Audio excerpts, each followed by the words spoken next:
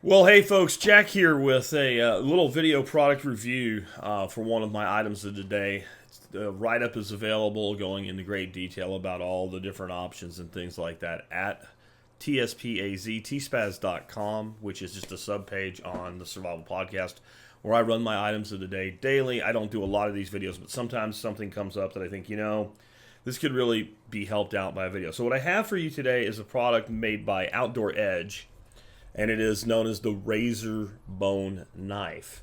And I brought you guys 3 years ago in my product reviews the Razor Blades. So let's start with there real quick so we can talk about the difference. So the Razor Blades is basically a little 3-inch pocket knife. Definitely not a super high-end knife. It's not designed to be. What makes Outdoor Edge different, you can kind of tell right there right away. They have basically a removable and hence replaceable inexpensive blade. I think the smaller ones are about $1.60 a piece. So that blade pops right out like that. And in the interest of not cutting myself on camera, though I know my buddy David would love to watch that and laugh at me, I'll use my proper hands for putting them back on. It's that simple, that quick to pull them out. So I've used this for about 3 years, so I don't cut my microphone cord there, hopefully, because they are absolutely razor sharp. The steel they're made out of is called J2. It is the same steel that they make surgical scalpels from. So it's really, really easy to sharpen. It's really easy to get like scalpel sharp. It's very corrosion resistant, and it has terrible long-term edge retention, but it's also cheap. And actually, high-end knife makers use it for like liner locks and things like that because it's a great steel. It just isn't great at holding the edge that it gets, even though it gets an edge that it's scary sharp. So I always thought, boy, this would make a great like deboning knife, fillet knife, things like that if this blade was longer. This blade just really, because it's short, because this reinforcing spine comes all the way here, has no flex in it, what have you. And lo and behold, I saw an ad like on Outdoor Channel or something for the Outdoor Edge knife, and they were introducing these 5-inch blades. These 5-inch blades in all their knives that are designed on this frame go right into them. So you can take this, and I'll show you here, because here's the one we're actually talking about today. But if I pop that 5-inch blade out of there, I pop that 3.5-inch blade out of there, we can take this longer blade, and it goes. I don't have my glasses on, and the light here is more for you than for me, so.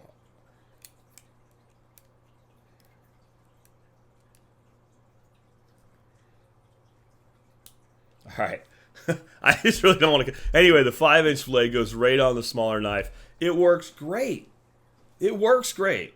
Functionally, it's a pain in the ass when you're done with it, but it works great. You've got flex now. And since I found these blades, I have been using this nonstop for all my fish filleting. When I go down to a place and I catch some fish and I bring them home to fillet them, I pop one of these blades on this knife, and I use it for filleting. And I've always thought, boy, wouldn't it be great if it had a larger frame? Because what you get now you got flex. So now when you're filleting, it'll work. And they market this as a boning blade for like boning out, big cuts of meat and things like that. Well, if you go look at the write-up, you'll see it's exactly what I used it for in this configuration. You even see the knife laying there on the board. I just recently parted out a leg from a 500-pound wild pig one of my buddies shot, and it works great. The problem is, obviously, you have a 3.5-inch frame. You don't want to put that in your pocket, right? That's not good, right? And so basically, when you're done with this, you pop this blade off.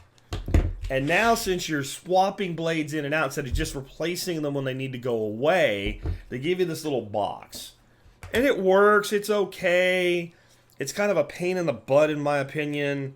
You have to pry these little tabs open on it to get it open because they don't want it to cut you. And they designed it so both the small blades and the big blades will fit inside it. So when you're swapping them out, you have a place to store your blades. And I never really liked that, but I thought, you know what?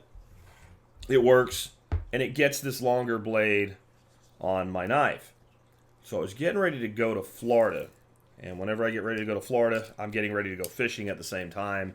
And so I was like, I wonder if anybody makes a fillet knife, a proper fillet knife like this. So I figured, well, I'll go on Amazon and at least I'll pick up an extra pack of blades to take with me with my little knife. And I saw a knife that looked exactly like this one, made by the same company, except the handle was blue, and it was called the Razor Fin. Yeah, Outdoor Edge made a razor fin. Get it? Fish fin. And it was blue handled. And I was like, well, that's cool. I'll get one. They were $35. And I'm looking at it going, the one thing missing here is the blaze came with this little sheath, which I don't think this is really a great fashion statement or anything like that. But if I'm out hunting, I like to have my knife available to me. I actually carry a much nicer custom knife made by Patrick at MT Knives. This is like a $500 knife. So it's not like I'm a cheapskate where I'm looking to pay $30 for a knife. It's just, man, these swappable blades, when you're sweaty and you're tired, you're skinning an animal at 9 o'clock at night, you just want to have a beer and go to bed and take a shower. Like, to have that razor there is just so awesome. Same thing with fishing. When you're tired, you've been fishing in the sand all day, you have sand in every orifice of your body, you just want to be done, go have a shower and drink a margarita. Having that razor blade is so nice. But the blades came with this little sheath, and the sheath was actually designed to hold, you guessed it, extra blades. So I'm looking at that razor fin going, hey, why don't you come with a little sheath like your little brother does? And so I started looking around and found the Razor Bone. And I'm like, well, one thing I really like about the Razor Fin is it's designed to be carried like any old knife. It has a retention clip. So I looked, and the Bone had a retention clip too. So I started looking at all the way, everything about all the features of the knife, and realized the difference between the Razor Bone and the Razor Fin is the Bone comes in gray or the same blaze orange color, which is actually nice because you put it down somewhere it's easy to find in the dark, etc. But the fin didn't have a sheath, so turns out Bone does. And what I like about that is it will store your extra blades, all right, including, remember, since the long blade fits in the short knife, the short blade does fit in the long knife, but we're going to go ahead and we're going to put these with this guy because I don't see myself ever using the short blades on the long knife. They just made everything interoperable. So also it holds one of your little extra boxes if you're into blade swapping. I'm really not. I don't really see the point to it. It also, when you get it, the first set of blades that comes with it comes with this thing, a gut hook. And you could use that with big fish, I guess, if you were gutting them, or with deer or whatever. You know what I'm going to do with this? Because I don't just believe in throwing things away that might have a use someday. I'm going to put it somewhere, but probably never use it. I think if you need a gut hook for gutting animals, you need to work on your technique. You don't need a different blade.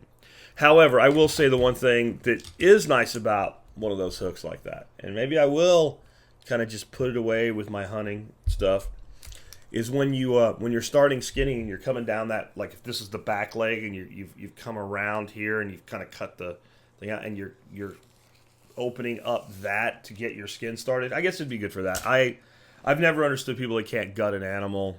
Like if you're willing to, you should be able to figure out how to handle that. But anyway, back to this. I think this is fantastic.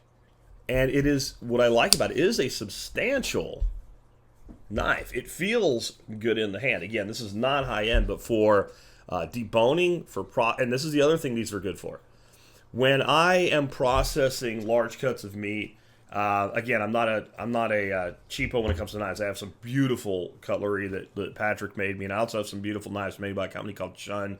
And when it's a really big piece and I have to cut that big steak, I get that big cutting knife out. If you go look at that picture, you'll see Patrick's big chef's knife in there.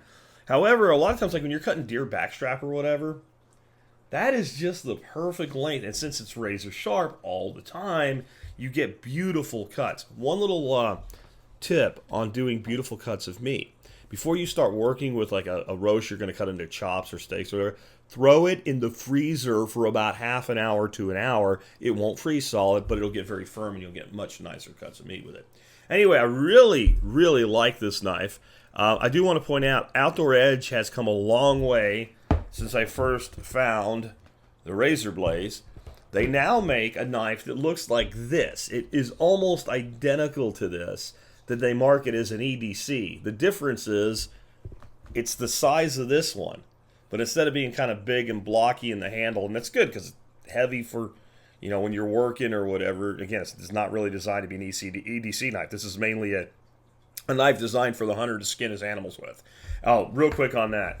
When I found this knife, the year I found it, and I mean it had just started being released, I went on a hunt that year. There were about 12 different guys hunting on that hunt. 11 of the 12 guys had this knife. One guy was rich. I mean, rich. This guy was a biochemist and genetic engineer that had developed some sort of technology that he sold when he was like 26 to Cancer Treatment Centers of America.